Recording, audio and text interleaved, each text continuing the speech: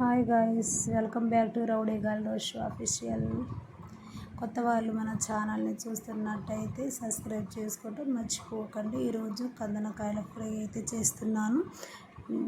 సరిపడా నూనె వేసి పచ్చిమిర్చి అయితే 5 పచ్చిమిర్చి మధ్యకు చీల్చి వేసాను. ఇందులో పెద్ద ఉల్లిపాయ కట్ చేసి వేసాను. 1 స్పూన్ అల్లం వెల్లుల్లి కూడా వేస్తున్నా. చూసారా? వేసినాక ఇలా 1 నిమిషం అలా కలుపుకోండి.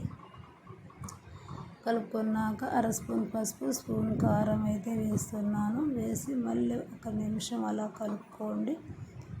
కరివేపాకు రెబ్బలు అయితే 2 రెబ్బలు అయితే తీసుకున్నాను. ఇదిగోండి, ఈ 2 రెబ్బలు కూడా ఇందులో వేస్తున్నాను. వేసి 1 నిమిషం మళ్ళీ అలా కలుపుకోండి. నేనైతే కేజీ కందనకాయలకి 1 స్పూన్ అయితే సాల్ట్ వేస్తున్నాను. ముందుగానే కందనకాయలు తీసుకొచ్చి చక్కగా మరిన్ని నీళ్ళలో కడిగి చిన్నగా పీసులు అయితే చేశాను.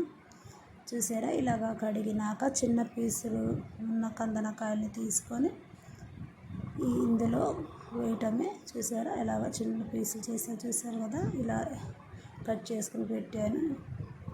ఇలా వేసినాక మళ్ళీ 1 నిమిషం చక్కగా కలుపుకొని మూత పెట్టాలి. మళ్ళీ ఒక 15 నిమిషాల తర్వాత మూత తీసి చూడాలి. చూసి మెత్తగా ఇక్కడ ఉడికిపోయింది. ఉడికినాక ధనియాలు, జీలకర్ర పౌడర్ అయితే 1 స్పూన్ వేసి కలుపుతున్నాను.